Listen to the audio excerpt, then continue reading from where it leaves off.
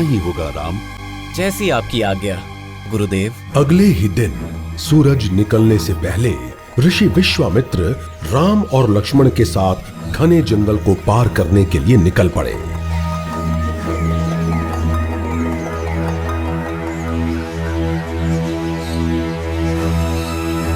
गिद्धों की आवाजों, शेर की दहाड़, जंगली हाथियों की चिंगाड़ से जंगल और भी डरावना लगने लगा। लेकिन राम और लक्ष्मण इस डर को पीछे छोड़ आगे बढ़ते गए।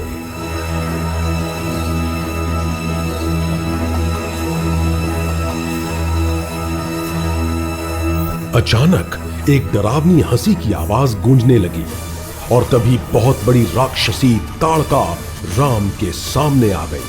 तुम लड़कों ने मेरे जंगल में पैर रखने की हिम्मत कैसे की? क्या इस ऋषि के कहने पर तुम यहाँ आए हो?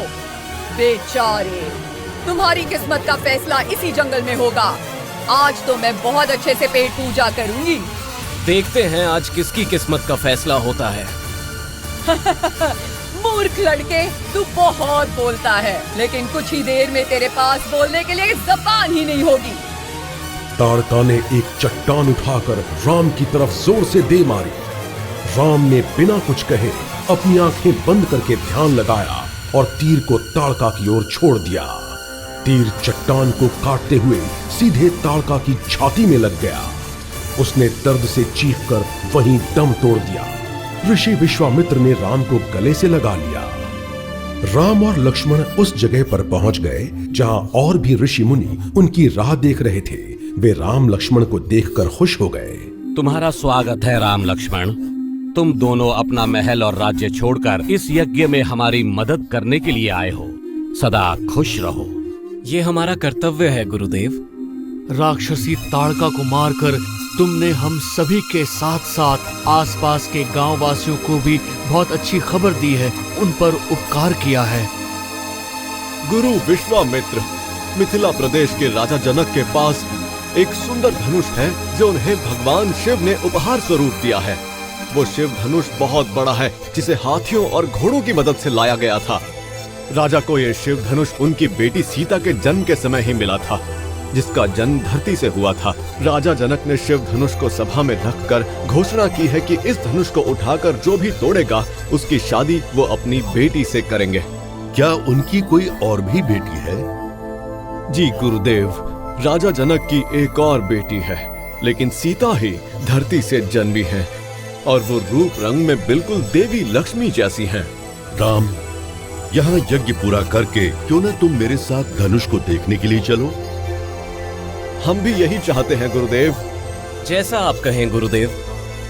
लक्ष्मण ये सब सुनकर बहुत खुश हो गए।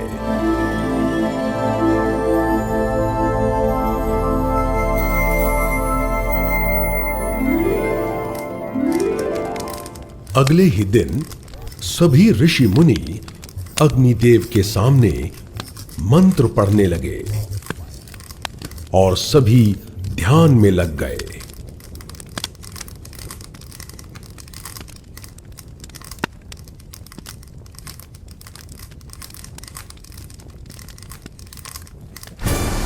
और तभी भयानक राक्षस बारिश करने लगे।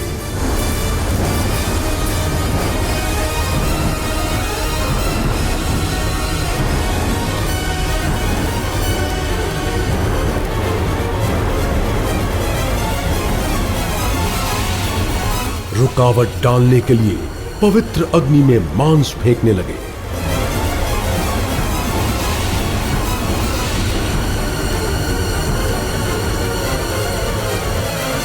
लेकिन राम और लक्ष्मण ने सभी राक्षसों को मार दिया ताकि सभी ऋषि मुनि शांति से यज्ञ पूरा कर सकें।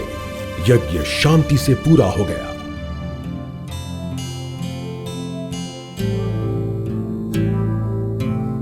ऋषि विश्वामित्र के साथ साथ सभी ऋषियों ने राम और लक्ष्मण को ढेरों आशीर्वाद दिए, जिसके बाद दूसरे दिन वे मिथिला नगरी के लिए निकल पड़े।